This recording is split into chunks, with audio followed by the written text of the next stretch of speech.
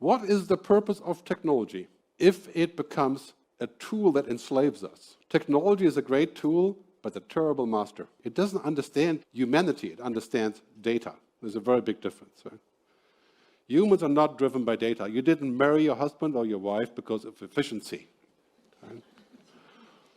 An inefficient husband or wife can be a problem, yes, but this is not a primary thing.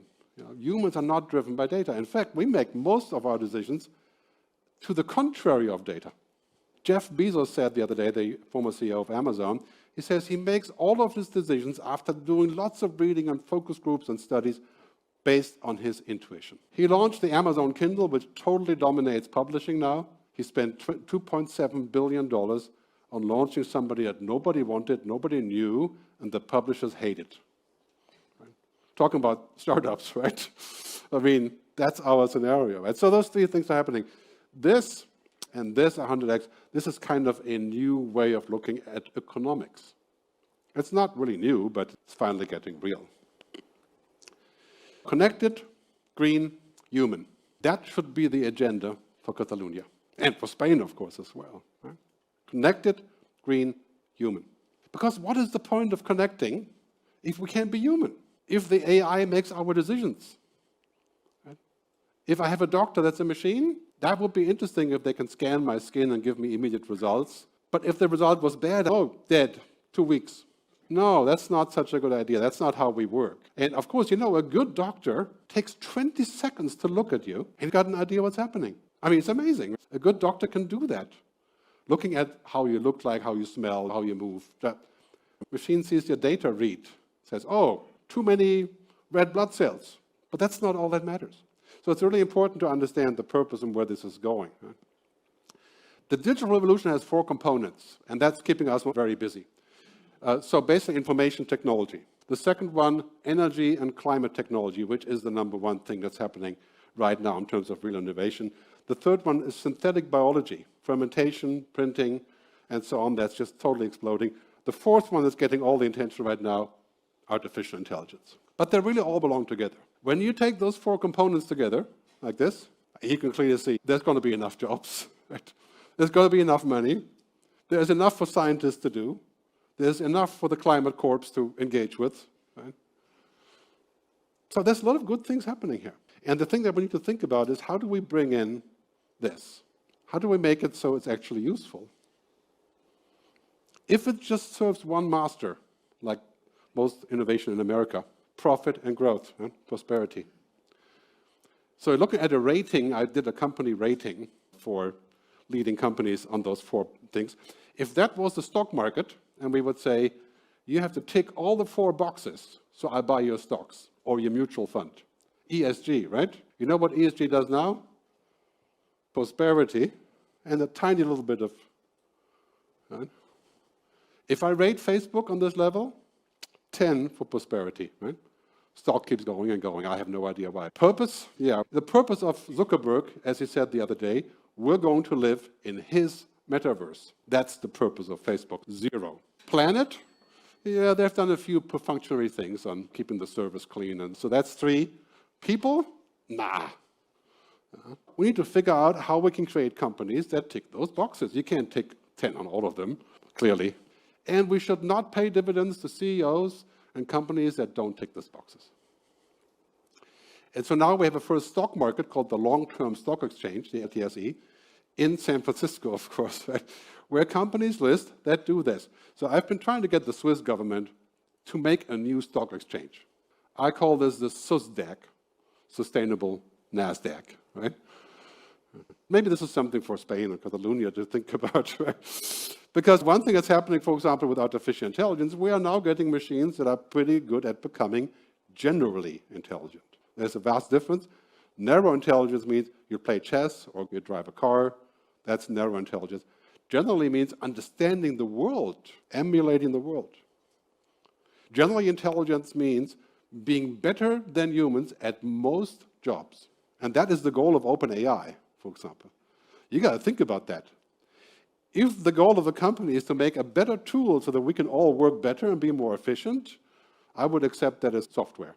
But if a company has a goal to make a machine that's better than humans, I mean, that's saying I want to invent the ultimate solution. If you ask an AI today, if there was such a thing you could ask on ChatGPT, for example, how would you solve climate change? You know what it would say? It would say, eliminate all humans. Right? This is the logical answer. That is the solution. It's inconvenient for us. This is what's called bad alignment. Right? So you tell an AI to solve a certain problem, but it hasn't really understood what the problem is. This is why half of ChatGPT is funny or useful. The other half is total garbage. This is like Google Maps. In Switzerland, when you take Google Maps, sometimes it will lead you to a mountain path. That's the shortcut to the next town. And you end up running into a gate as you come screaming up the highway. Yeah? Because Google Maps thinks that's a road. Right? I mean, talking about machines. My computer can't even figure out my name. After what, 20 years? Gerd, G-E-R-D. In English, that's gastrointestinal reflux disease.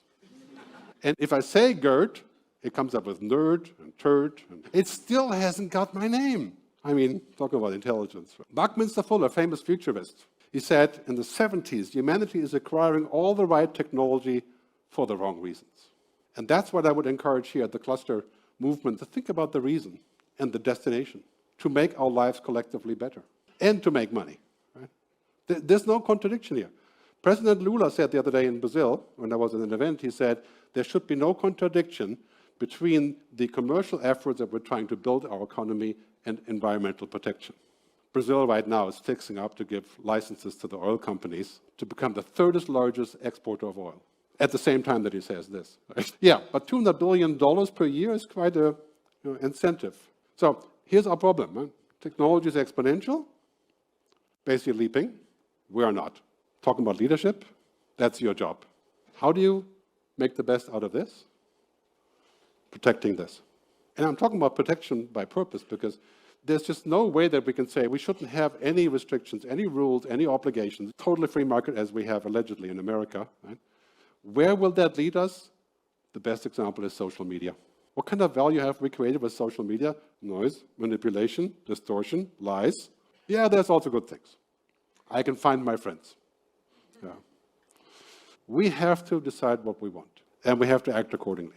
We can't always say we want to have the cake and eat it, as they say in America. This is really important because now we're living in a world where this old paradigm is killing us, literally killing us. When I talked about 1,000 Indians dying from climate change, I was not joking. India is the #1 country in the world where that's going to happen in the next few years. Maybe not 100,000 initially, but if we don't have air conditioning with a wet bulb temperature of 41 and 95% humidity, you die.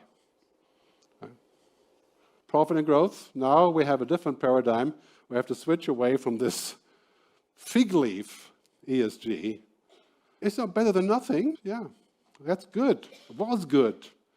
But now it's a total fig leaf. Better than nothing is not going to work for our future. I mean, this is like saying we have this gigantic problem. You're a couple, you have a big problem, you say, I'm going to take you out for dinner. No. If you have a problem as a couple, you have to go see a therapist, right? You have to do something more serious than dinner. It isn't going to fix the problem. So here, what's happening, we're shifting gears here. Right now, on the stock markets, we have the last 2 or 3 years for oil company stock.